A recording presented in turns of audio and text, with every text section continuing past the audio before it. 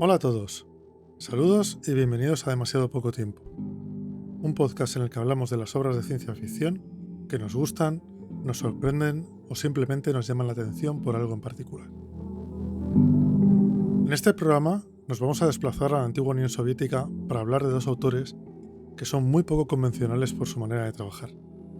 Veamos, lo normal es que cada autor tenga su propio método de escritura y que alguna vez, si acaso, que lo mismo ninguna, haga una colaboración con otro escritor. Lo que no es tan normal es que dos escritores hayan hecho pareja literaria durante toda su obra. Estos escritores son Arkady y Boris Strugatsky, dos hermanos que se integraron perfectamente para escribir obras de ciencia ficción en las que el ambiente soviético se respira por los cuatro costados. Así que hoy os proponemos hablar de dos obras de estos hermanos tan curiosos. Estas son 6 cerillas y Reflejo espontáneo. Y como siempre por aquí también está Ricardo García para ver si podemos hacer este podcast a 4 manos como los Strugatsky. Bueno, nuestros podcasts siempre son a 4 manos, con lo cual yo creo que... Ya bueno, por eso nos parecemos.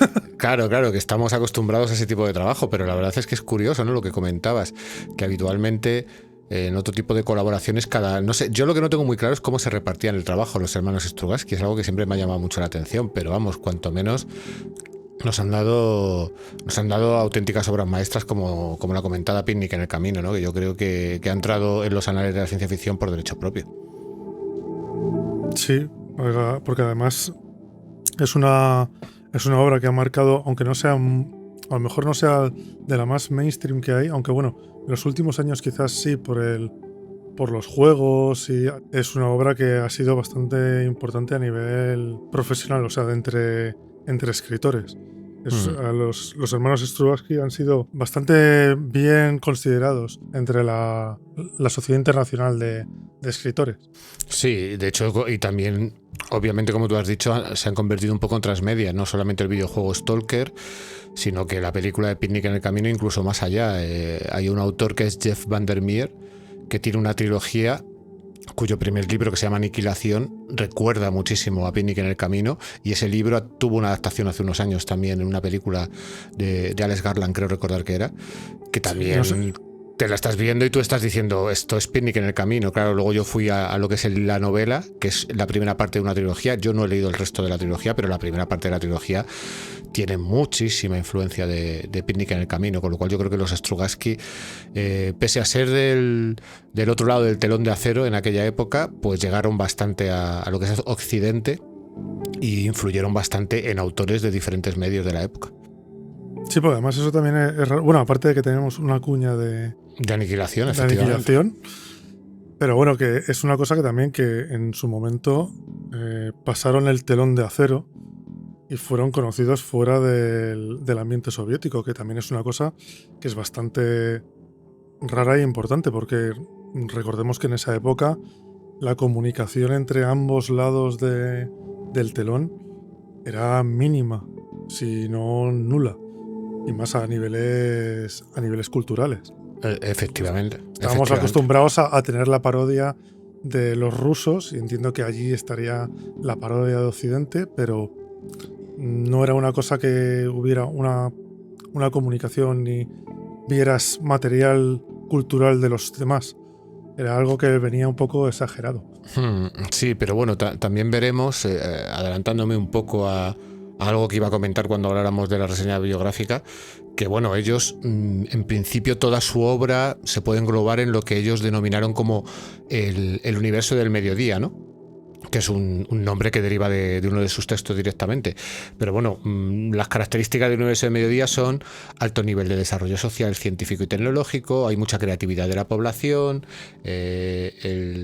el nivel de madurez social es muy significativo en comparación con el mundo moderno, no hay estímulo monetario, no hay dinero, no existe, está gobernado por un consejo meritocrático global compuesto por los principales científicos y filósofos del mundo. Esto al final, ellos lo llamaban el mundo de mediodía, pero muchas veces se le nombraba el mundo del comunismo, ¿no? En sus novelas, lo cual la verdad es que no le vino mal para que se le publicara, porque estamos hablando de dos autores que prácticamente yo diría que 3/4 partes de su vida vivieron bajo el bloque soviético, con lo cual tenían que amoldarse un poco para lograr publicar, ¿no? Y al final yo no dejo de ver cierta parodia no parodia, ¿no? Sino cierta crítica quizás, o cierta forma curiosa de definir su mundo. Sí, bueno, pero tampoco nos vamos a adelantar mucho y yo creo que ya nos podemos meter un poquito en faena. Y recordad, no entréis en la zona si no estáis bien equipados. Demasiado poco tiempo, tu podcast de ciencia ficción. Bueno, pues vamos al lío. Vamos a haceros primero un poco de introducción sobre la vida, aunque hemos adelantado algo antes en la introducción, y la obra de los Strugatsky, para que nos podamos situar un poco en el mundo en el que vivían, y luego ya nos ponemos con los relatos. Así que si tienes la amabilidad, Ricardo. Bueno, pues vamos a ello. A ver, los hermanos Arkady y Boris Strugatsky, obviamente ya lo hemos comentado, toda su carrera, o gran parte de su carrera, ya veremos que uno sí, otro no, la desarrollaron en la Unión Soviética y colaboraron en la mayor parte de sus carreras. Nacieron de Nathan Strugatsky, que era un crítico de arte, y su esposa, que era una maestra. Arkady combatió como artillero durante la Segunda Guerra Mundial y trabajó como profesor e intérprete del ejército hasta el año 55, fecha en la que comenzó a trabajar como editor y escritor. Y además se convirtió en miembro de la Unión de Escritores Soviéticos en el 64. Boris, por su parte, vivió de niño el asedio de Leningrado en la Segunda Guerra Mundial. Era el hermano pequeño. Y después de graduarse en el 55 en astronomía, trabajó como astrónomo e ingeniero informático en el observatorio Pulkovo. En el 58 comenzaron a colaborar juntos hasta que Arkady murió en el 91. De ahí venía lo que comentábamos un poco, ¿no? Que uno de ellos sí que vivió toda su vida en la Unión Soviética y el otro, pues... El otro casi llegó al siglo XXI, ¿no? Llegó al siglo XXI, sí, efectivamente. Boris Strugatsky se convirtió en escritor a tiempo completo en el 66 y a partir del 72 se desempeñó como director del Seminario de Leningrado para jóvenes escritores de ficción especulativa, que posteriormente fue conocido como el Seminario Boris Strugatsky, con lo cual, como vemos, marcaron un poco tendencia y son bastante valorados no solamente en el ámbito occidental, sino también en el ámbito de la Unión Soviética o de la actual Rusia. Como detalle anecdótico, Boris se declaraba agnóstico y después de la muerte de su hermano, Boris publicó 2 novelas más, pero lo hizo bajo seudónimo, un poco por respeto, ¿no? Para sí, yo creo que fue no deshacer la pareja. Exacto, por respeto. Boris murió en San Petersburgo en el 2012, como vemos sí que llegó a vivirlo bastante lo que es fuera del régimen comunista. Y en cuanto a lo que es su obra literaria, pues eso, sus primeros trabajos estaban sobre todo influenciados por Iván Yefrenov y Stanislav Lem. Más tarde desarrollaron su propio estilo de escritura, pues centrándose un poco en la ciencia ficción que surgía del racionalismo soviético de la literatura. Sí, lo que pasa aquí podemos decir que, o sea, por lo que hemos leído, hay diferencias entre la literatura soviética, o sea, hay un cambio cultural y la que tenemos nosotros como occidental, que se nota muchísimo. Incluso a la manera de escribir, la manera de contarte la historia. O sea, es una cosa que choca mucho al principio cuando te pones a leer. Exacto, cómo colocan las piezas es muy diferente, ¿no? O sea, lo comentábamos en el programa en el que estuvimos hablando también un poco de ciencia ficción rusa, que no suelen tener un giro final que te sorprenda, que es algo muy arquetípico de la ciencia ficción occidental, sobre todo de la más clásica, sino que aquí muchas veces lo mollar de la historia ya está al principio, ya te lo han contado, y luego es cómo la desarrollan, aunque los Strugatsky yo creo que sí que tienen un poco influencia del occidental y de los rusos. Fíjate, yo sí que veo ahí un poco de mezcla dependiendo del relato que leas. Sí, tienes algún giro, pero bueno, son giros que, o sea, tú con tu mentalidad occidental ni es giro ni es nada. O sea, porque por ejemplo son un poco naif. En uno de los que tenemos nosotros aquí hay un giro en el de 6 cerillas o 6 fósforos y dices, bueno, giro, vale, está muy bien. Que ya lo había visto venir. Con lo que hemos leído, pero claro. Ostras, se veía venir y tampoco es una cosa que digas, es un detalle, no es lo que estamos acostumbrados nosotros a que en el último momento nos cambien el paso completamente, porque eso, además, desde el último que hicimos de la literatura rusa, estuve mirando un poco porque tenemos también ese deje literario. Y creo que viene heredado de los pulp, de cuando las historias eran de semana en semana y tenías que dejar a la gente con el cliffhanger colocado, entonces el giro. entonces se quedó como el giro y ya ha pasado a ser parte de nuestro tipo de escritura. Me parece curioso. Y bueno, en principio, salvo por la diferencia cultural, sí que les veo que la verdad es que esta gente te desarrolla una historia, te dice lo que te quiere decir y lo importante para ellos es contarte la historia. Y lo que creo que a lo mejor es de los Strugatsky, no sé si será en general, pero también le dan mucha importancia a los personajes. Los personajes, por lo menos los Strugatsky, te los definen siempre bastante bien. Siempre es muy de personaje, muy de ambiente. El ambiente también con ellos dos. Todo lo que puedas leer de ellos, el ambiente es soviético, a más no poder. Bueno, de hecho su obra va girando a la crítica social según ellos van escribiendo más, y eso se va notando. Y yo creo que uno de los motivos por el que los personajes son tan importantes también es que, teniendo en cuenta que vivían en un régimen como era el soviético, donde lo importante era lo colectivo y no lo individual, de los pocos ámbitos donde podías centrarte en lo individual era en la literatura, en las artes, ¿no? La literatura, el cine, etcétera, etcétera. Y yo creo que en ese sentido ahí también había una parte de crítica social, ¿no? De hecho, en uno de los relatos que vamos a comentar, 6 cerillas, se dice, ¿no? Que vale, que no se pueden poner en peligro, no se pueden poner en peligro a las personas, porque las personas son importantes y que al final tienes que estar ahí por el bien común. O sea, ahí la crítica sobre cómo funcionaba el sistema soviético está. Lo que pasa es que está escrita de tal manera que luego a ellos les permitieran publicarlo. Con lo cual es sutil. Yo creo que hay que leer entre líneas. Sí, en general suelen ser sutiles, porque claro, efectivamente está en un régimen totalitario y no podías escribir lo que quisieras, aunque en algún momento, que creo que también es de 6 cerillas, no sé si es un problema de traducción, pero hay un momento que dice que lavan el cerebro, bueno, ya llegaremos, pero que me hizo muchísima gracia y dije, pero Sí. ¿pero qué ha pasado aquí? Pero sí, Pero sobre bueno, todo son muy críticos también con los funcionarios, con la burocracia, con un poco toda la sociedad que tenían. Lo que pasa es que, bueno, efectivamente, lo hacen siempre de una manera un poco velada, o por ejemplo como Picnic en el Camino, o Junto al Camino, perdón, que directamente es en otro país, pero joder, o sea, tú ves que es Canadá, y dices, es una Canadá muy soviética, sí, porque bueno, no parece Canadá. claro, al final tenían que hacerlo de manera velada porque vivían en el régimen que vivían y había que publicar, ¿no? Pero bueno, volviendo un poco a los temas a los apuntes biográficos, bueno, obviamente, a ver, ellos son conocidos porque varias de sus obras pues han sido traducidas al inglés, al alemán, francés, italiano. Pero realmente, aunque nos puedan parecer autores muy conocidos en Occidente, realmente donde son más aclamados es en Rusia. Es donde realmente son muy estudiados y son muy valorados. De hecho, a nivel occidental, los Strugatsky fueron invitados de honor en la Convención Mundial de Ciencia Ficción del 87, que se celebró en Brighton, Inglaterra.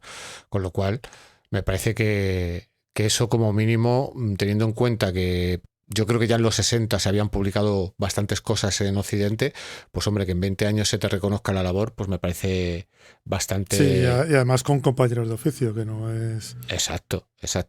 Pero bueno, quizás por el último apunte, pues eso, su novela más conocida, que ya la hemos comentado por activa y por pasiva, que es Picnic junto al camino, se adaptó por Andrei Tarkovsky en la película Stalker, que yo creo que eso también hizo que fueran muy conocidos en Occidente, ya que esa película sí que saltó las barreras y es una de esas películas que los grandes cineastas siempre comentan, ¿no? Una película que yo sinceramente creo que es dura de ver, porque es un poco dura de ver, pero que es una buena adaptación.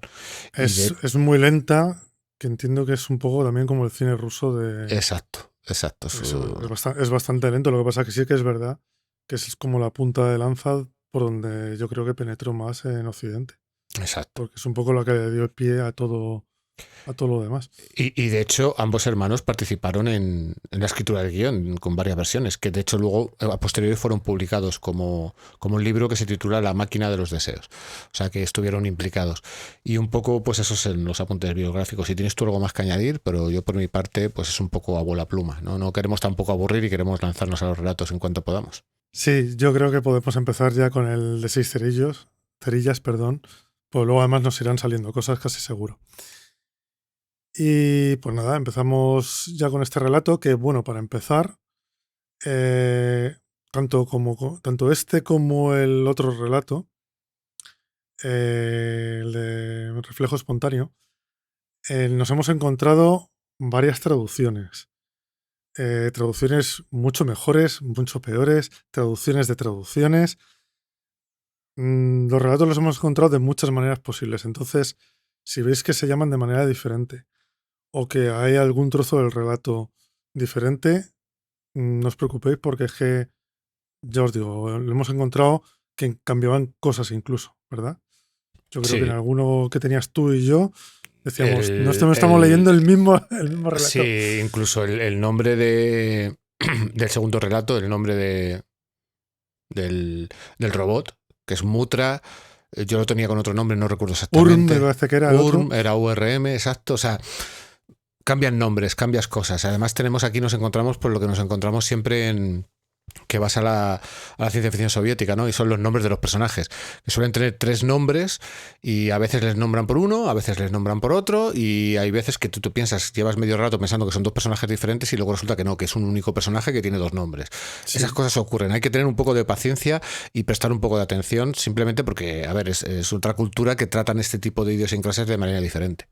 Claro, sí, que para ellos es normal, pero que para nosotros nos pierde mucho, porque yo me parece que era en el de 6 cerillas, había un momento que tuve que parar de leer para decir, a ver, ¿quién es quién? Porque Exacto, hay muchos nombres, pero no hay hay tanta muchos, gente. pero no hay tanta gente.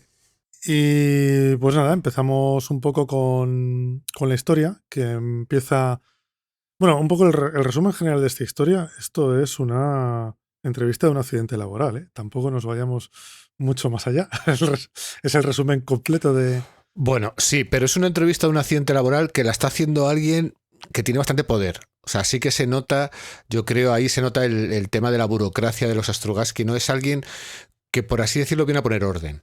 ¿Vale? No Sí, viene, aunque él insiste, no, esto solamente estamos investigando a ver qué es lo que ha pasado, no va a ocurrir nada, no, pero la amenaza velada yo creo que sobrevuela ahí el relato, ¿no? Yo creo que ahí la crítica a la burocracia está y este es un alto funcionario. sí, además tampoco es un accidente cualquiera, porque aquí no es que no se haya caído uno de la escalera. Es un poco más gordo. Pero bueno, esto empieza con el inspector Ravnikov, que es el alto funcionario del que hablaba ahora Ricardo, que había venido a hacer la inspección, y con el director Lehmann, que es el director de un instituto de investigación soviético, sobre unos experimentos que ha llevado a cabo Andrés Komlin, que además parece como que él ha experimentado sobre sí mismo y además le ha producido un extraño caso de semi-inconsciencia o semicoma. Entonces ambos están en desacuerdo, nada más empezar ya, porque Liman dice que aquí no ha pasado nada, que todo está bien, todo se ha aclarado. Y el inspector, en cambio, el alto funcionario, piensa que no y que quiere hablar con Gorzinski, que es el ayudante de Komlin. Rybnikov está muy interesado porque, aunque la parte del accidente laboral está clara, se sabe lo que ha pasado, pero él sabe que hay algo más de fondo. O sea, no ha sido un accidente al uso, no ha sido... Sabe que hay algo más, que es lo que él intenta investigar. De Así hecho, que, yo creo que en este momento ya se comenta un poco el área de investigación donde estaba Comlin y su ayudante, que era, a ver si me acuerdo, era la acupunción neutrina o algo así similar. sí, aquí te hacen como una especie de retro... O sea, te vuelven para atrás y te dicen que 3 meses antes había llegado un generador neutrínico, que era lo de la acupunción neutrínica, que traído a nuestra época viene a ser radioterapia, Vaprox. Lo que pasa que, bueno, aquí lo del neutrínico se lo sacaron los Strugatsky un poco del...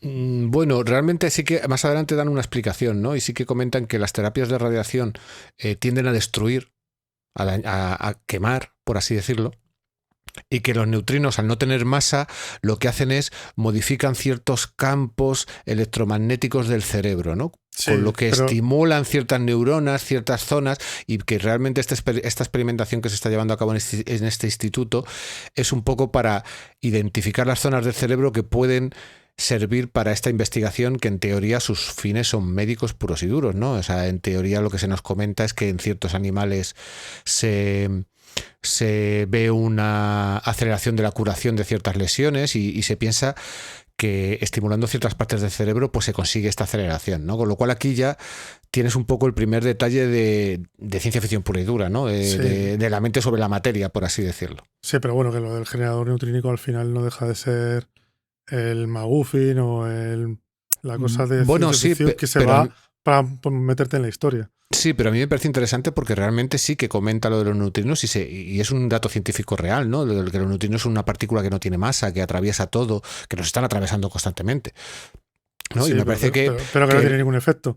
Exacto, pero que aquí le dan la vuelta de tuerca de, oye, pues sí que puede que tenga algún efecto, quizás no en las células del cuerpo, pero sí en el área electromagnética del cerebro. Ahí ya sí que nos metemos un poco en neurobiología, que en aquellos momentos cuando se escribió esta novela, pues claro, estaba donde estaba. Realmente no se sabía que esto no funcionaba así, realmente. Era ciencia ficción en aquel momento. Exacto, todo esto. exacto.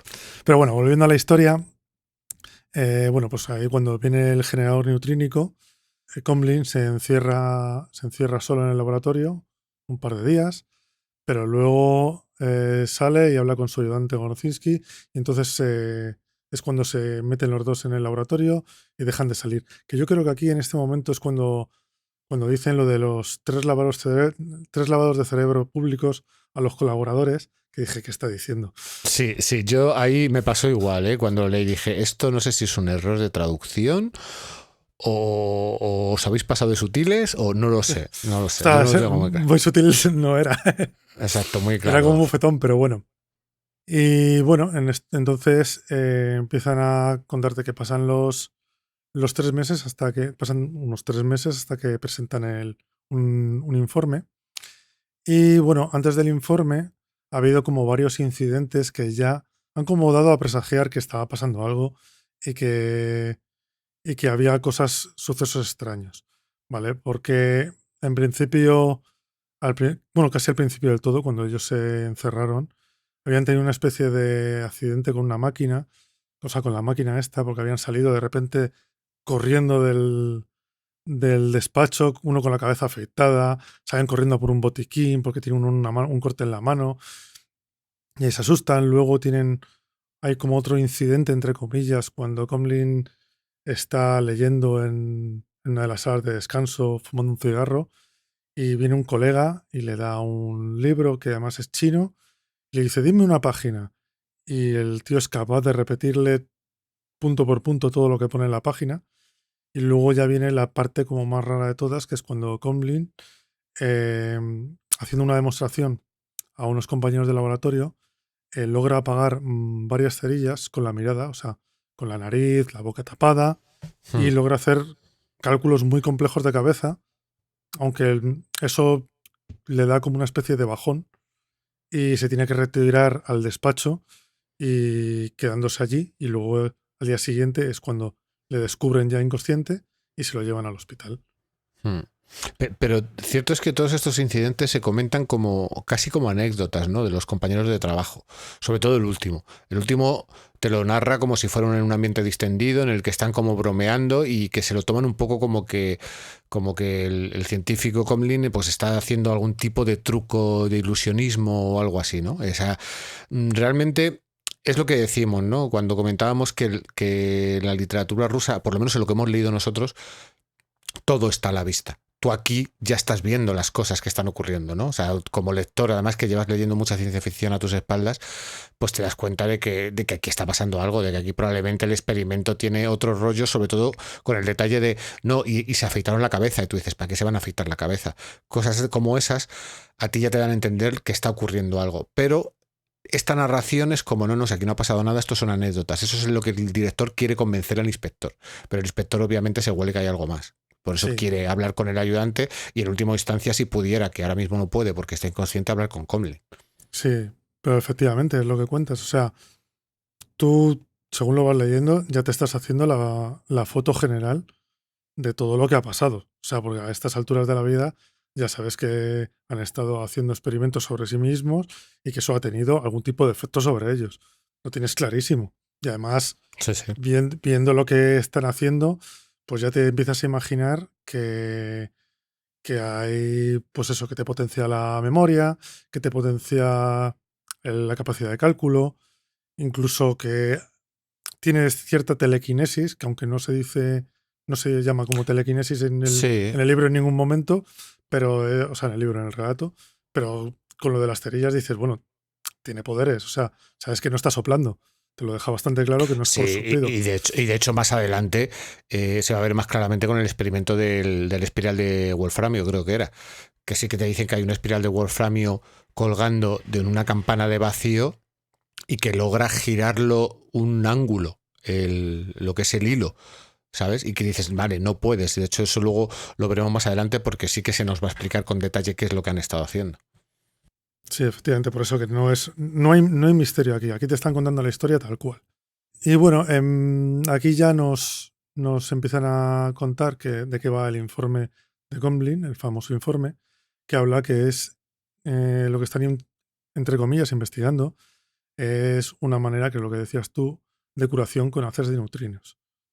Pero aquí, claro, el inspector sabe que no es solo eso, que no es solamente. Entonces empieza a pedirle que abra la caja fuerte, me parece que era que le decía, para buscar todas las notas de Comlin para saber exactamente Sí. qué demonios está haciendo. Que esto no es. O sea, no me digas que esto es solo curación porque no lo ves. Entre todo esto, ya tiene por fin acceso a entrevistar a Gorzinski, que era el ayudante, el que se había metido con él durante los 3 meses. Y tras interrogarle un rato, comenta Gorzinski, es como que se viene abajo y empieza a comentar que la punción neutrínica es capaz de aumentar las capacidades mentales de las personas y que puede curar casi cualquier enfermedad o cualquier veneno. Ya aquí ya te Ujú. ha soltado todo lo que te estabas imaginando y aquí ya te lo han puesto, ya te lo han plasmado. De hecho, te explican un poco los experimentos que estaban haciendo con algunos monos, creo recordar, no sé si también con ratas, ¿no? Y te dicen, sí, que cuando descubrieron que eso funcionaba, como que el científico jefe decide dar el salto, ¿no? Y decir, no, esto, si es así, puede que haya algo más allá de la curación, vamos a experimentar en nosotros mismos. Claro, sí, aquí es donde viene el hecho de que te estás saltando todos los procesos de experimentación y de Sí, investigación. te estás saltando el protocolo y al final estás yendo a experimentar en ti mismo, ¿no? Que es un poco lo que más molesta al inspector y lo que más puede molestar a la sociedad, por así A la decirlo, ¿no? sociedad, sí. Es el argumento de una mente brillante no puede desperdiciarse investigando sobre sí misma porque puede que la perdamos, ¿no? De hecho, bueno, más adelante Sí, veremos luego, el posible girito final que es muy pequeño. sí, luego se explaya de todos modos el inspector. Bueno, y aquí también nos cuentan cómo encontraron a Comblin, que estaba sentado inconsciente y había unas cerillas, unas especies de paquetes de cerillas que había pesado y que estaban sobre la mesa. Y Y que había aquí. notado los pesos en una Y que hoja. había notado, efectivamente, aquí ya sabes, ya sabemos todos que ha experimentado, incluso aquí ya sabes lo que ha experimentado. No hace falta que luego te lo Sí. cuenten para saber qué ha pasado. Y luego aquí ya lo siguiente es una conversación entre el director Lehman otra vez y el inspector Rapnikov, en la que el director lo que defiende es que la gente como Lehman o Gorzinski aman tanto la ciencia que siempre quieren ir un paso más allá y más rápido. Y por contra, tenemos lo que comentabas antes, que el inspector lo que afirma es que eso es una pérdida de potencial humano brutal, porque claro, ahora mismo están teniendo a dos científicos muy brillantes, los tienen fuera de juego, porque Lehman está inconsciente y Hmm. Gorzinski tampoco las tiene todas consigo. O sea, tal y como ves que habla, porque sí que son muy descriptivos cuando hablas, tú ves que no está entero. Su cabeza ha tenido algún problema después de los experimentos. Sí, sí. Además eso te queda claro, ¿no? Como que después de cierto uso de estas capacidades mentales, el cuerpo se viene abajo, ¿no? Como que se queda muy agotado, muy cansado, hasta el punto de que en el caso del científico jefe, pues ha entrado una especie de coma, realmente. O sea, Sí, está ahí en un estado de semi-inconsciencia en el que solamente balbucea. sí, y Gortitsky está como una especie de apatía general. Entonces, bueno, Aquí lo que está, pues eso, lo que el inspector está afirmando es que es una pérdida potencial y que ese tipo de gente que prefieren sacrificarse personalmente por tener un resultado más rápido, lo que redunda es que no se va a poder luego seguir desarrollando el experimento porque tiene muchas posibilidades de que haya algún problema. ¿Sabes? Ujú. Y además aquí mete la pullita de soslayo de esto pasa en más institutos y empresas. Que ahí está diciendo Sí, sí. como esto no pasa solo aquí, esto pasa a nivel general. Entonces, bueno, aquí ya después de esta charla entre el director y el inspector, por fin se abre la caja fuerte de Comlin y el inspector y el director se dan cuenta de que, oh sorpresa, no trabajaban solamente sobre la punción neutrínica, sino que también estaban intentando aumentar las capacidades mentales y estaban haciendo experimentos primero sobre animales, luego sobre sí mismos, pues eso, para ampliar la memoria, para ampliar el potencial mental. Vamos, que no te cuentan nada nuevo que no te estuvieras oliendo ya hace un rato, Sí, sí. ¿vale? O sea, nos cuenta todo el informe de sus descubrimientos y el inspector llega a la conclusión de que Conlin está así por el esfuerzo de levantar las cerillas. Otra sorpresa que tampoco Que tampoco nos pilla por sorpresa. nos esperábamos, vaya.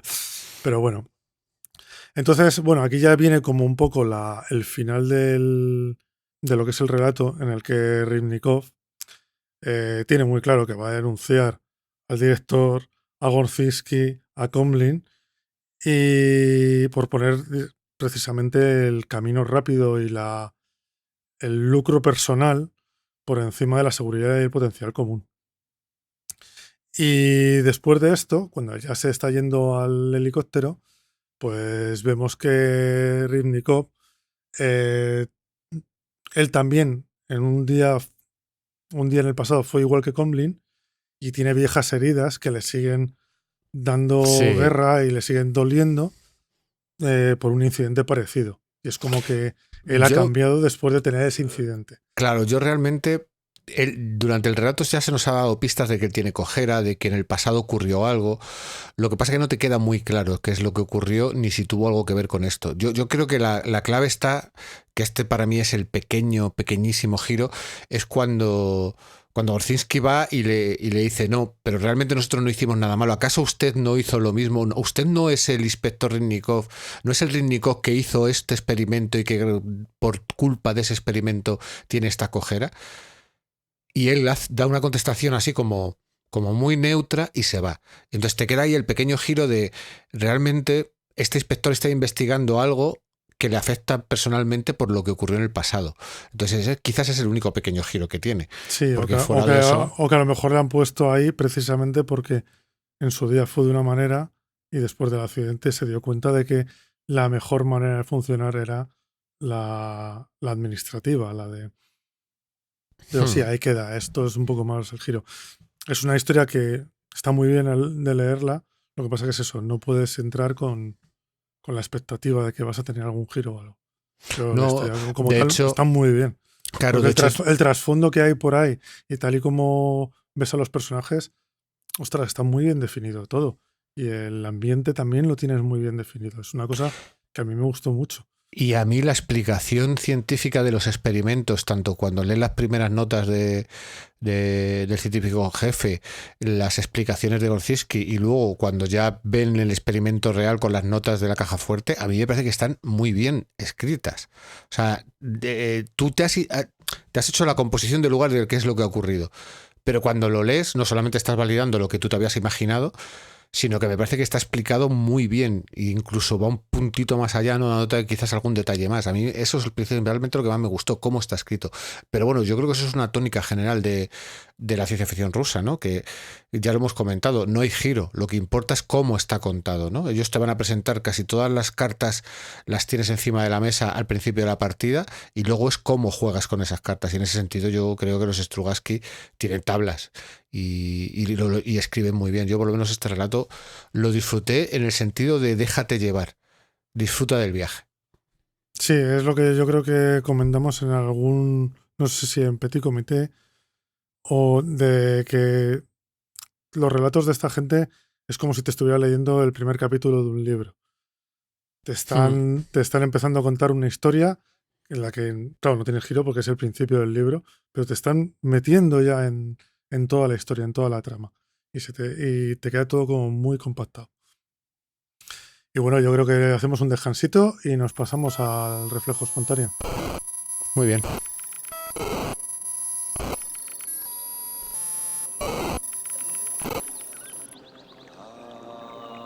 Fecha: 500.000 años antes de Cristo.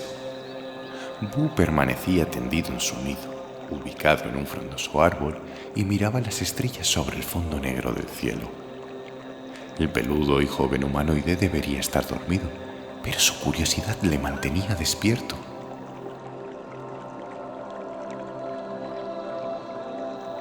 Medio millón de años después, en el futuro, esa chispa de curiosidad podría dirigir su pensamiento hacia el universo para explorar los misterios matemáticos de la relatividad. Pero ahora, Boo seguía contemplando el brillo de las estrellas sobre él. Asustado y a la vez fascinado, vigiló el creciente punto de intensa luz hasta que desapareció detrás de una tupida rama de árbol.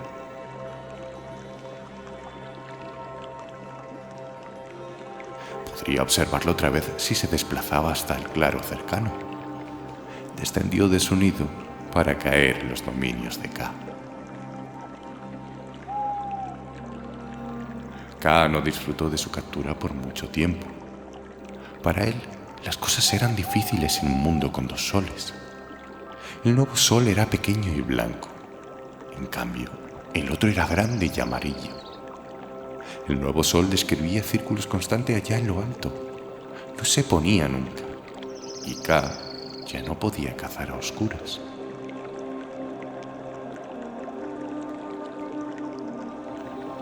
K murió, como los otros depredadores que no pudieron cambiar sus hábitos a tiempo.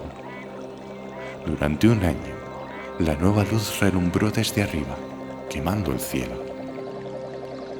Luego, poco a poco, fue apagándose, hasta que al cabo de unos años volvió a existir la noche en el hemisferio norte de la Tierra.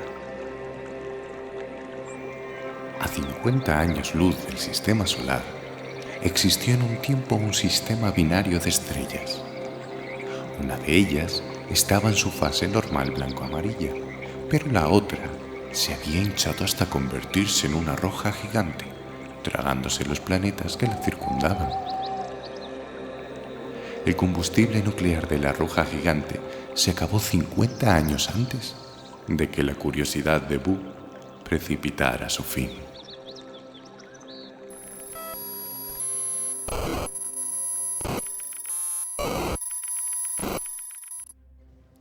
Esto que acabas de escuchar es el comienzo del libro Huevo de Dragón, de Robert L. Forward. Si te ha gustado lo que has escuchado, puedes acudir a tu librero, a tu biblioteca o a cualquiera de tus amigos. Consigue el libro y empieza a leerlo.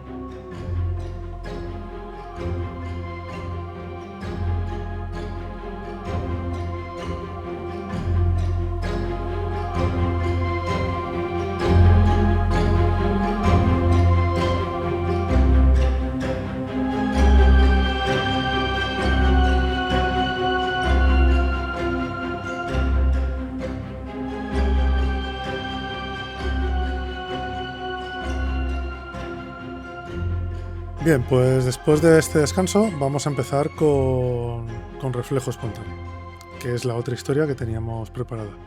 Igual que en la otra, los mismos problemas que nos hemos encontrado con lo de las traducciones, las diferentes traducciones, y lo de tener cuidado con los nombres. Esta historia empieza en una especie como de habitación oscura en la que Urm o Mutra, depende de donde leamos o estemos leyendo, es un robot, que además yo creo que no dicen nunca robot, pero desde el principio sabes que es una especie como de máquina. Porque Sí. empieza a hablar de sensores y de rollos de estos. Tal y como te lo describe, además hay un momento dado en que te dice que tiene movilidad, que él está quieto pero se acerca y empieza a tocar las paredes, el cual. Entonces tienes claro que lo que no tienes muy claro es si es un robot, que yo creo que sí tiene una cierta forma humanoide, porque más adelante dice que el motivo por el que se creó este robot, que bueno, nos estamos adelantando un poco. Nos estamos adelantando mucho. Pero bueno, a ver, el relato tampoco tiene mucha amiga, ¿vale? O sea, ya lo comentamos un poco fuera de micro. Este es un relato de acción-reacción, acción-reacción, acción-reacción, ¿vale? La primera acción es este robot. Este robot que, como hemos dicho, tiene muchos sensores. En un momento dado creo que llega a decir que tiene como 15 sentidos o algo así. Sí. A mí, yo me lo imaginaba mucho como el de Planeta Prohibido, como Robbie. O sea, es como un mazacote. Yo me imaginaba algo más masivo. Algo más grande todavía. Hombre, tiene que pasar por las puertas. Sí, pero tal y como te describe que los giros que hace, que hay un momento dado que parece como que gira por la cintura, que tiene como brazos y piernas, no sé, yo me imaginaba algo más cuadrado, no sé cómo decirte. Pero bueno, es la gracia de los relatos, ¿no? Que cada uno nos imaginamos una cosa y las dos funcionan. Sí. Vamos a ir. Bueno, este robot, porque sí que me fijé que no se dice en ningún momento la palabra robot, androide. A lo mejor tampoco es que estuviera muy en boga en aquel momento, pero no se comenta en ningún momento. Y bueno, pues dice que es, bueno, básicamente, notas es que se está aburriendo. No está su maestro, está metido en la habitación, está todo apagado.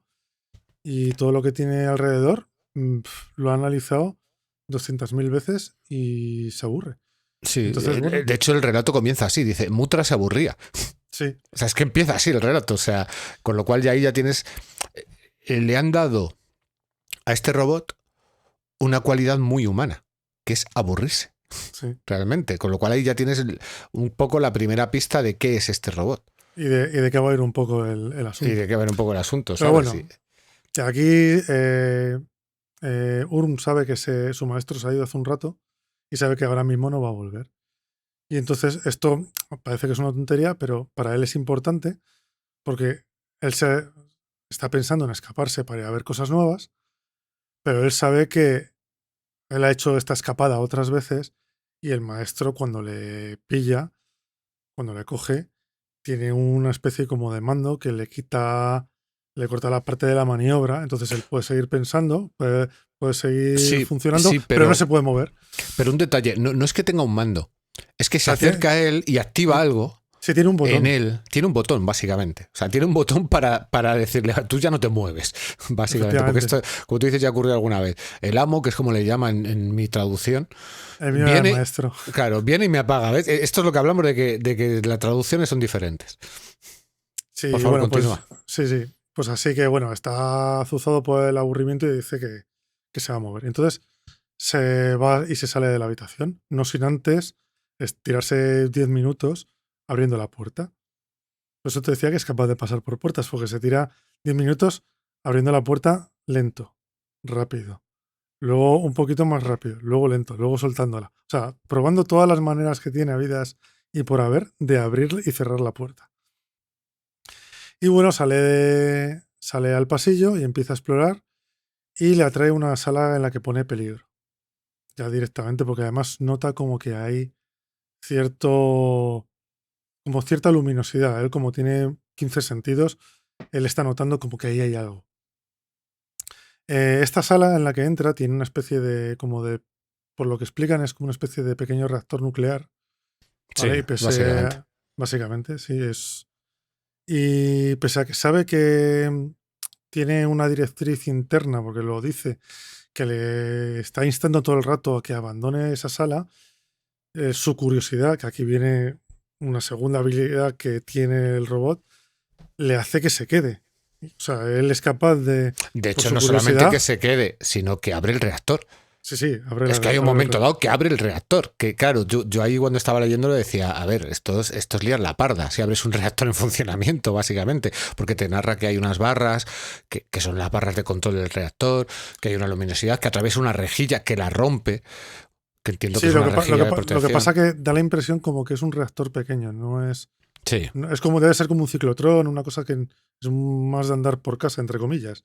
Vamos, que no es para que lo tengas en una habitación pequeñita de tu casa, pero no es una central nuclear. Y bueno, pues después de abre la tapa, recibe daño, además él lo nota, pero bueno, también aquí nos empiezan a decir que está como muy blindado, que aunque haya recibido radiación de todos los tipos y colores, que que no le va a pasar nada, pero bueno, como como ha habido un escape, empieza a sonar una alarma. Y como él sabe que la alarma significa que va a venir gente, pues huye de la habitación y, y empieza a irse por el pasillo. Se va alejando para que no le pillen. Básicamente es para que no le pillen. Y bueno, saliendo por el pasillo se encuentra con una mujer a la que saluda, porque es un robot muy educado. Muy Va educado. saludando, vaya por donde vaya, va saludando, va dando los buenos días, y va preguntando que si tiene algún recado o alguna historia para el maestro. Que eso me hizo muchísima gracia también. Es que Y este relato, en lo que es la parte del robot, ¿vale? Porque luego vamos a ver que cambia un poco el punto de vista, tiene un toque de humor en el fondo, tiene un toque de humor muy... A mí por lo menos me parecía, yo al final me reía mucho con las cosas de Mutra o de Urm, sí, como lo veas en la traducción, porque tiene cosas, o sea, en el fondo, yo a estas alturas me estoy imaginando el robot como un niño. sí, es que aquí es donde te da el primer giro, o por lo menos a mí me pasó. Porque yo, por ejemplo, esta escena de la mujer, pues aquí sale al pasillo, se encuentra con la mujer, la saluda, que ahí ya dices, bueno, a ver, la ha saludado. Pero luego la empieza a perseguir porque le parece interesante y la mujer le dice que pare y no para porque le sigue pareciendo interesante, o sea, sigue siendo curioso. Pero Claro, yo, pero porque no ha visto nada así. Dice, era como una por el persona, pero pelo, tenía un pelo largo y amarillo, era diferente, sus rasgos, su ropa era más ancha. Te describe una claro, cosa sí, que él no identifica. pero por ejemplo, yo lo que más estaría acostumbrado aquí, que es otra de las, como de los cambios de paso que me hacen, que me resulta más giro que propiamente lo que haya luego en el relato, es que aquí esta escena yo me la estoy imaginando de primeras más como una escena de terror. De primeras, el robot que se levanta y se pone a andar por mitad de una instalación y te lo encuentras y empieza a andar hacia ti y no para, a mí de normal me A ver, suena más sí, a terrorífico que a lo que pasa aquí, como vas teniendo el feedback del robot, claro, es que te vas ese dando es cuenta el de que cambio. no, pero, Claro. pero Es que joder, la escena, ahí es a donde voy yo con el punto de vista. Realmente no es de terror porque todo esto te lo está contando el robot. Te lo está contando Mutra. Entonces tú todo el rato sabes que es una persona, una inteligencia artificial, porque vamos a sacar ya el melón, porque esto es una inteligencia artificial que está aprendiendo. Básicamente lo que está haciendo es ensayo de error. Acción y reacción. Como decimos, sí, en la acción y reacción están en la programación de Mutra, está en todo lo que él hace y cómo van reaccionando los humanos a ello. O sea, está un poco en las dos capas del relato. Pero claro, como te lo cuenta, toda esta primera parte te la está contando el robot, para mí sí que tiene un cierto toque de humor, ¿no? Porque tú estás viendo algo totalmente lógico en un organismo curioso, pero también estás viendo la reacción de todo el resto del mundo, que es como, ahí va, se nos ha escapado esto.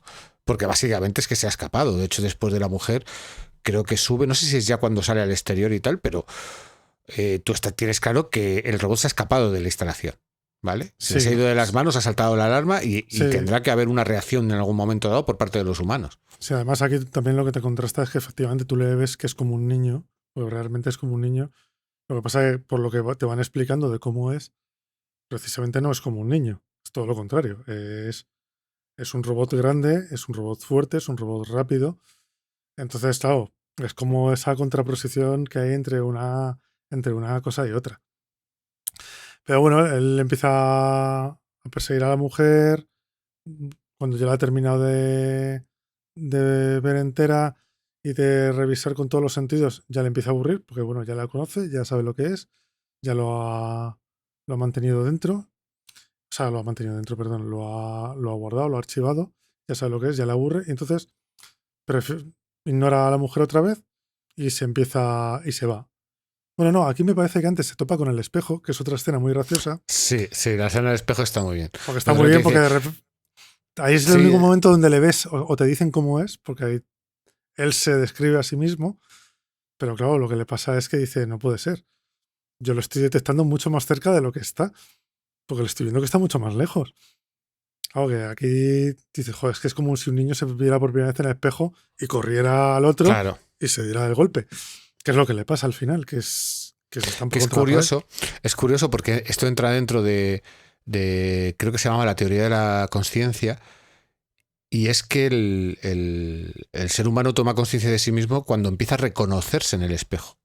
A mí me hizo gracia cuando vi este relato porque me recordó eso, ¿no? Y que una de las cosas más polémicas que ocurrió creo que fue en los años 50, 60, es cuando se descubrió que algunos simios, sobre todo los grandes simios, chimpancés, gorilas, se reconocen en el espejo, ¿no? Con lo cual es como tienen conciencia de sí mismos.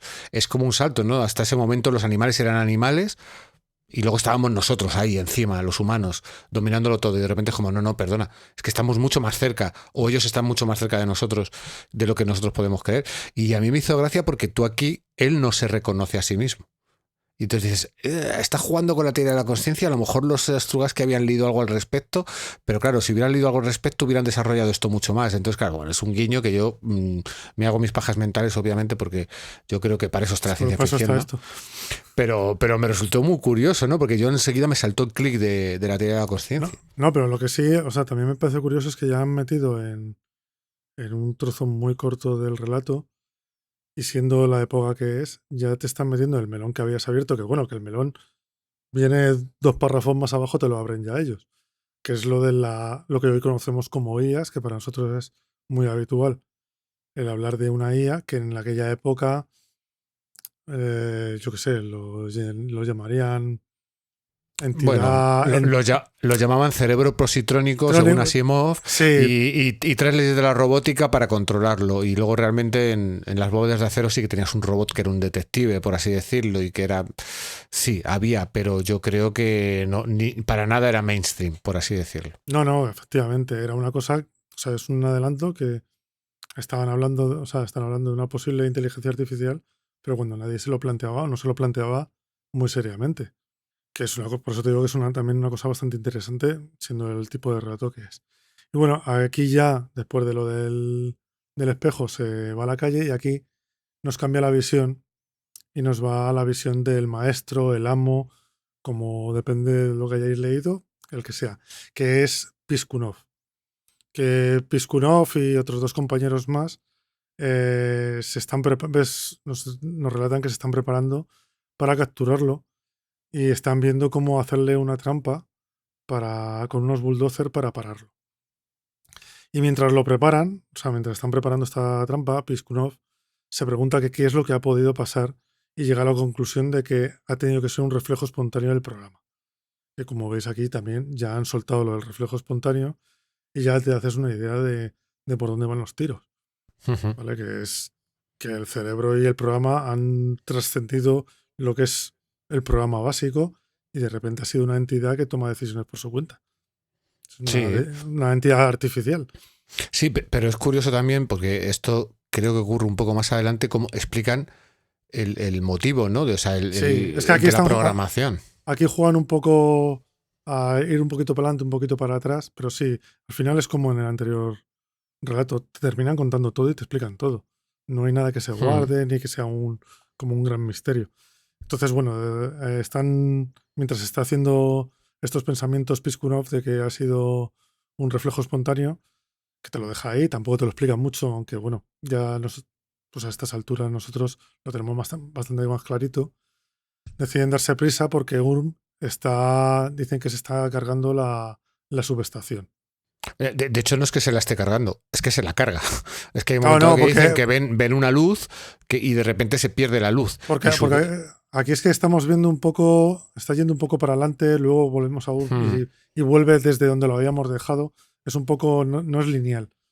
Exacto, sí, pero que realmente el miedo de los científicos, bueno, Piskunov está más que tener miedo, está como está alegre. Pensando, sí, pero está pensando, joder, ¿cómo lo para? O sea, está contento porque el miedo que tienen es que está claro que esto es una instalación donde se hace experimentación, ¿no? Hay una subestación eléctrica, pero hay un pueblo, te dicen, hay un pueblo, una población cercana, y todo su miedo es que si llega a la población cercana, a ver cómo lo paran, que lo que hay que hacer es intentar evitar que salga del complejo, a ver cómo lo hacen, que es cuando hablan con diferentes guardias de seguridad y dicen que llamen a no sé quién, que los despierten, que cojan los bulldozers y que a ver si con unos cuantos bulldozers son capaces de pararlo, porque es una máquina imparable, básicamente, ¿no? Sí. Además, aquí también aprovechan para describirte el entorno en el que está ocurriendo todo esto, ¿no? Y es que es un complejo que debe estar en invierno o muy al norte y está completamente nevado.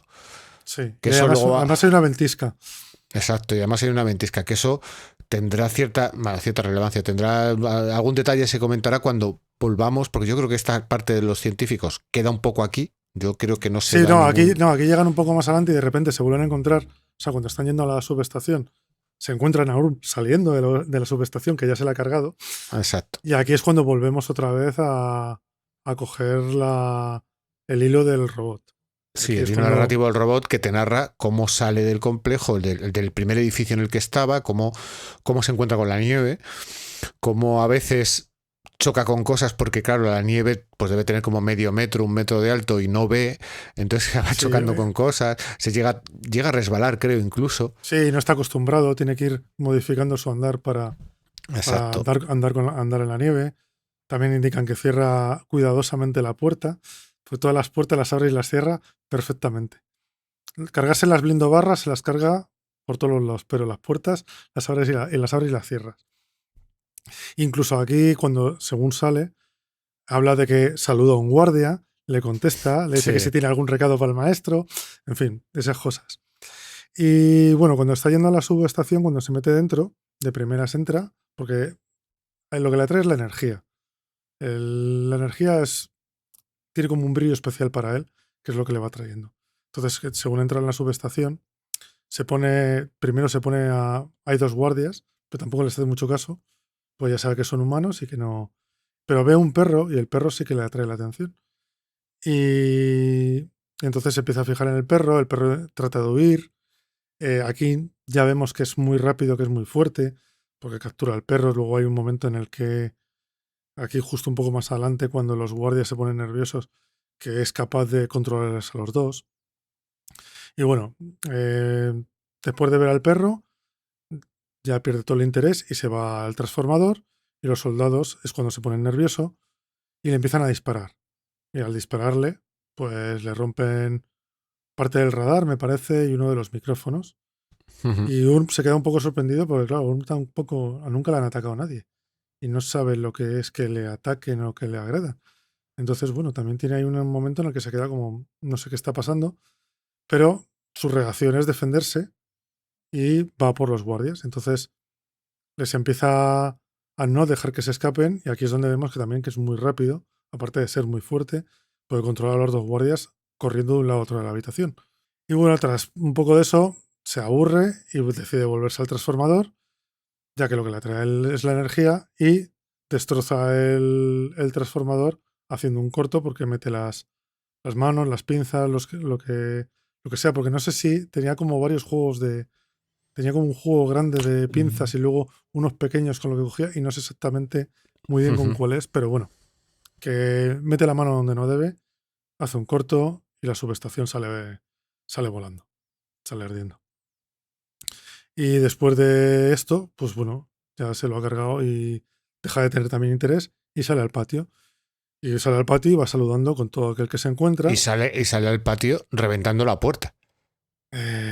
Esta, ¿Tú no no lo me acuerdo, recuerdas? sí. Esta no la abre. Es que Esta no la abre, esta la rompe. esta está cerrada y él intenta abrirla y cuando no puede abrirla decide empezar a empujarla para ver si logra abrirla y en un momento te describe que da 2, 3, 4 empujones y que en uno de los empujones dice al final cedieron antes las bisagras que la cerradura y te narran como hace plataplón, o sea, tira la puerta y sale por encima de la puerta y claro, que eso es lo que ven luego aquí nos juntamos con la escena de que estaba Exacto. llegando Piskunov y en ese momento Urm se encuentra, o sea, va saludando gente hasta que de repente ve a lo lejos al maestro y en este momento también tiene una reacción muy de crío, que es que cuando ve al maestro se acuerda automáticamente de que le pude paralizar con el botón y empieza a apretar el paso para que no le pille.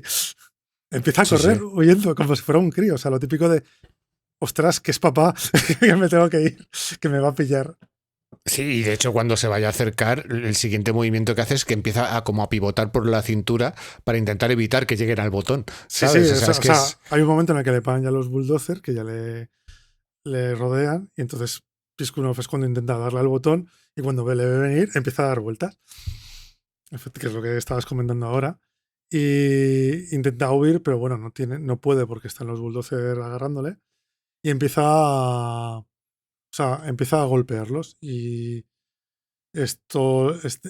Piskunov intenta pararle dándole órdenes porque debería hacerle caso, pero se da cuenta de que Urm ya es totalmente autónomo y que la toma de decisiones la hace él. O sea, es capaz de saltarse, aunque nosotros ya lo hemos visto, pero es capaz de saltarse órdenes directas.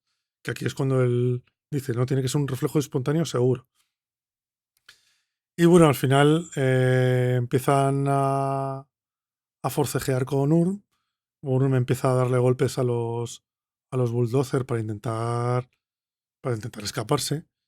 Y entonces dice Piscuna, bueno, voy a intentar paralizarlo, porque si no, no va a haber manera de pararlo. Es ahora o nunca, como se nos escape de aquí, se nos va. Entonces aquí hay un momento que también me pareció muy diferente a lo que normalmente estamos acostumbrados, que es que uno de los ayudantes le dice, no, tú no puedes hacerlo. Como te mate a ti, nos quedamos sin saber cómo funciona esto. Tiene que ir uno de nosotros que sea completamente prescindible. Exacto, ese momento es muy soviético. Ese momento es muy soviético, no, tú no porque tú eres el importante, mejor voy yo, porque lo habitual si fuera a lo mejor narración occidental sería yo soy el importante, yo soy el importante, soy la acción, y llegaría un general o quien fuera y diría no, que vaya este Mindundi y se sacrifique, pero no, aquí es el operario, el que es como el segundo al mando, un ayudante. Es como un ayudante. Piskunov dice, no, tú no puedes ir, voy yo, porque si me ocurre algo, me ocurre a mí, pero tú eres el que sabes, no solamente el que sabes cómo pararlo y tal, sino él es el que lo ha programado, eres el que sabes cómo puede ser el reflejo espontáneo. Además, durante todo este tiempo, yo creo que ha ocurrido un poco antes, te han explicado exactamente qué es Mutra, ¿no? Que es un robot para exploración espacial. Yo creo que lo dejaban para el final, pero vamos, que tampoco, que es que no queda mucho tampoco para el final. Exacto, claro. O sea, realmente logran pararlo, o sea, tampoco tiene mucho más. Aquí hay un momento también que aquí podríamos hablar de hasta qué punto este robot tiene leyes de la robótica, porque aquí hay un momento en el que cuando el ayudante se mete debajo de los brazos, se consigna a todo lo que conoce y se mete y que sea lo que Dios quiera, Urm automáticamente se para. Hay un momento en el que deja de dar golpes con los brazos y se queda quieto y el otro puede acceder y darle al botón. Y lo que está dando a entender es que el robot no quiere hacer daño a nadie. Simplemente se quería escapar. Sí, pero no quiere hacer daño a nadie porque lo tiene en su programación, ¿o es otro reflejo espontáneo? Claro, aquí vendríamos a esta de tiene leyes, tiene las leyes de la robótica al estilo Strugatsky, o realmente es una parte del programa. Yo soy más de que es otro reflejo espontáneo. Yo soy más partidario de eso porque va de eso el relato. Entonces yo creo que en un momento dado él toma conciencia de que tampoco puedes huir permanentemente, ¿no? No lo sé. Pero vamos, esto también es lo que he hecho. O que no puedes hacer daño a entes que son similares a ti, que son conscientes, que hablan, con los que puedes interactuar. Podría ser una opción, porque además luego, efectivamente, aquí ya le paran, le castigan, le paralizan, y aquí es cuando ya nos dicen a qué está fabricado Urm y qué es el reflejo espontáneo.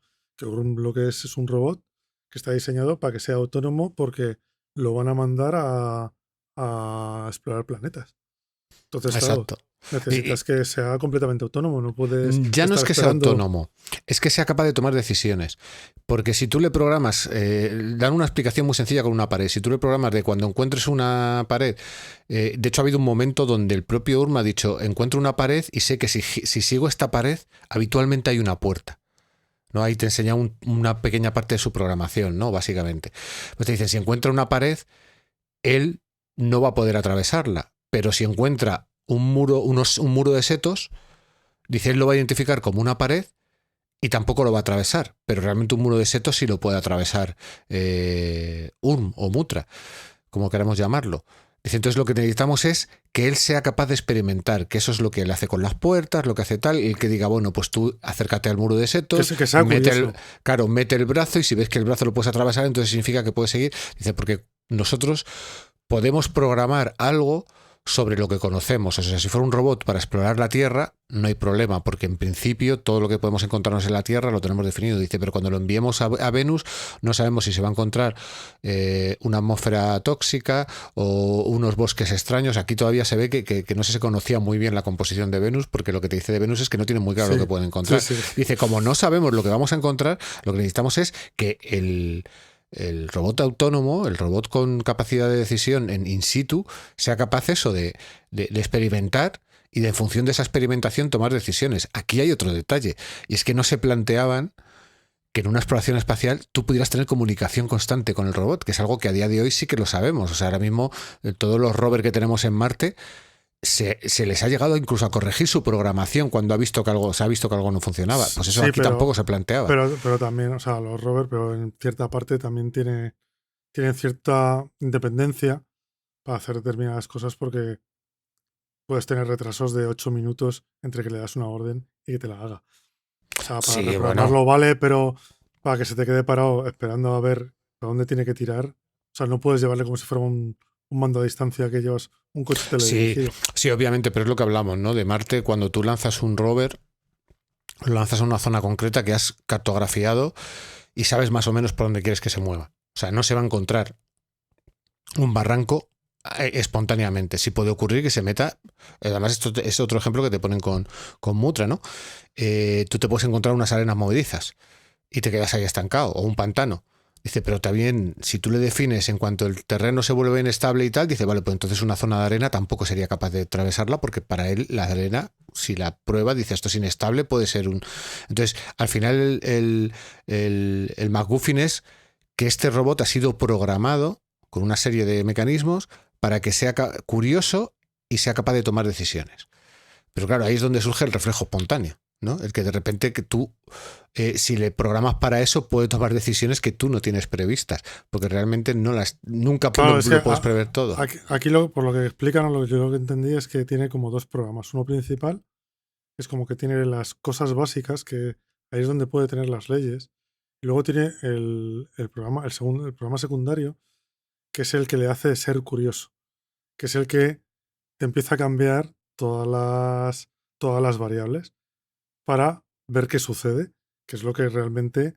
Y ha habido un momento en el que ese programa secundario se ha hecho más importante que el programa primario.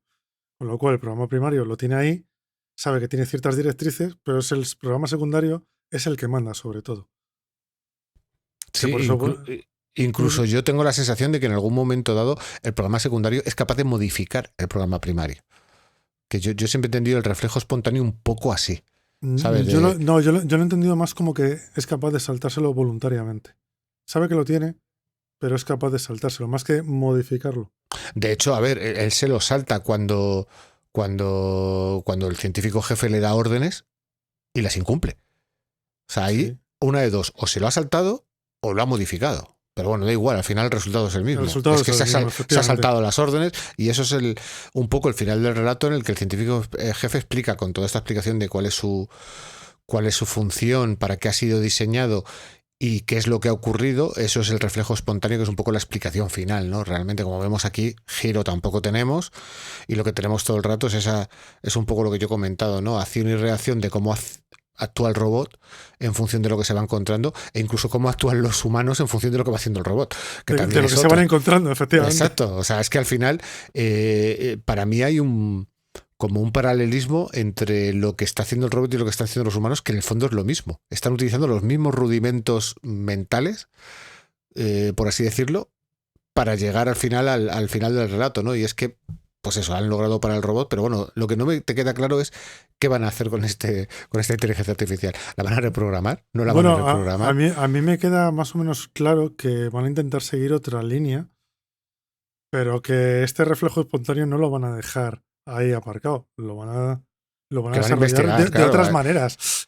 Claro, es como, oye, esto que ha surgido aquí, que en el fondo a mí también me recuerda mucho volviendo un poco al tema de inteligencia artificial, a lo que hay ahora mismo de redes neuronales, ¿no? De que tú tienes una red neuronal y tú sabes cómo funciona, porque básicamente lo alimentas con datos y hay unos mecanismos internos y luego obtienes resultados.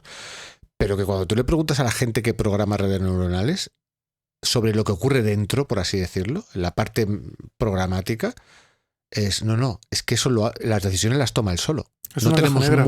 Es una caja negra, no tenemos muy claro cómo toma las decisiones, pero al final lo que le decimos es que tome millones de decisiones y nosotros lo que le decimos es cuáles son correctas y cuáles son incorrectas, y con eso él aprende. Pero cómo toma esas millones de decisiones y cómo modifica su programación cuando le decimos que es correcto, no lo sabemos. Que es lo que da un poco de miedo de las redes neuronales. Claro, sí, que al final, que no sabes exactamente cómo funciona. Claro, lo que pasa es que las redes neuronales no son Skynet, no son una inteligencia artificial, no son HAL 9000. O sea, al final las redes neuronales son input, hay una cosa que ocurre dentro, y output, no tiene mucho más. ¿Vale? No está tan avanzado. Pero claro, si en estos primeros pasos de la inteligencia artificial ya no sabemos lo que ocurre en la caja negra, a ver hacia dónde avanzamos, ¿no? Yo creo que ese es un poco el miedo eterno de la ciencia ficción, ¿no? De la singularidad, de que las máquinas tomen conciencia, pero bueno, estamos muy lejos de eso, por suerte. Sí. Y bueno, este relato yo creo que ya no tiene más. Yo creo que nos hemos dejado... Es muy sencillo, es un relato muy sencillo, pero yo creo que es entretenido, muy entretenido de leer. Muy entretenido de leer, sobre todo porque a mí la parte del punto de vista de Mutra me parece muy divertida por eso, porque en el momento en que te haces la composición de que es como un niño que está experimentando, está jugueteando, hasta le empiezas a adjudicar ciertas cualidades o ciertas características muy humanas, ¿no? Es un niño travieso, como tú ya has dicho, echa a correr, es muy curioso, la parte del espejo, la verdad es que te pilla por sorpresa, porque a mí me pilló por sorpresa, porque claro, te lo describe de tal manera que tú no te das cuenta que es un espejo hasta que intenta avanzar por ese pasillo que sus sensores le dicen que está a 6 metros, pero él está viendo 12 metros. Y de repente dice, y saltó en 1000 pedazos. Y dices tú, cojones, claro, era un espejo. Era un espejo, pero hasta que no lo intenta atravesar no te das cuenta, ¿sabes? No sé, a mí me parece, está chulo. Al final, pues eso, otro ejemplo más de ciencia ficción rusa en la que no hay giro y toda la importancia se centra en cómo te está contando la historia. Y a mí eso es algo que, fíjate, con los rusos sobre todo con los rusos más soviéticos, porque yo creo que sí que hay cierta ciencia ficción rusa más moderna, por como fue cuando hablamos del relato de Ana Stavronets, que ya tiene muchas más influencias occidentales y ya es un poco más amalgama, ¿no? Pero aquí ver esta, podríamos llamarla ingenuidad rusa, a mí me resulta muy refrescante. Sí, porque sobre todo porque es algo diferente a lo que no estás acostumbrado a leer normal y te saca de donde normalmente estás y lo que esperas. Y además, bueno, que los relatos son muy buenos. O sea, yo me lo he pasado muy bien leyendo estos dos y los otros que no estuvimos leyendo. Los estuvimos leyendo unos cuantos. Sí. Yo me acuerdo que también había algunos que era una historia de principio a fin y tampoco le encontrábamos tanta chicha como para hablar de ellos. Claro, pero al final nuestra motivación para grabar estos programas no es simplemente decir, mira este relato como me ha gustado. O sea, hemos leído relatos que son maravillosos y los hemos descartado porque hemos dicho, a ver, es que no dan para un pequeño debate que podamos tener Javi y yo para poder sacarle miga o para poder hacer alguna extrapolación, aunque sea con el mundo real o con la sociedad o algo. Al final nosotros buscamos pues poder tener una conversación entre nosotros y que a vosotros os pueda resultar interesante, a los oyentes, claro. Es que si no, pues al final esto sería un podcast de reseñas y no lo es. De hecho, todo lo contrario. O sea, realmente si fuera de reseñas estaríamos más anclados a la actualidad y como podéis ver, pues por ejemplo, hoy estamos yéndonos a los años 50-60 y al otro lado del telón de acero. Nosotros somos conscientes de que muchos de los relatos que os proponemos son complicados de comprar hoy en día, ¿no? Pero yo creo que haciendo un pequeño esfuerzo, tirando bibliotecas o buscando por internet, pues es fácil encontrar estos relatos porque al final los autores suelen ser un poco más benévolos, ¿no? A la hora de ceder los derechos para que se publiquen online y cosas de ese estilo, ¿no? Entonces, bueno, pues eso, estos relatos los hemos elegido quizás no porque sean los que más nos han gustado en plan de es que mira qué bien está escrito, la estructura es perfecta, sino porque dan para poder hablar un rato de ello, ¿no? Y tenemos eso, podríamos hablar de experimentación científica en el primero y de inteligencia artificial un poquito en el segundo, y esperamos, vamos, yo por lo menos espero que os haya resultado interesante. Y bueno, si queréis contactar con nosotros para comentarnos qué os han parecido o si os han gustado, podéis hacerlo en nuestro correo, que es demasiadopocotiempo@gmail.com, o nuestro Twitter, que es @podcastdpt. Y bueno, también si queréis nos podéis encontrar en YouTube con el canal de Demasiado Poco Tiempo, aunque bueno, si habéis oído el podcast en audio, al final va a ser lo mismo. Si os viene mejor, también lo tenéis ahí. Y bueno, yo creo que poco más. Gracias por escucharnos, por haber estado aquí hasta ahora con nosotros, y nos escuchamos en el siguiente programa, ¿verdad? Sí, os esperamos en el siguiente, chicos. Venga, un saludo. Hasta luego.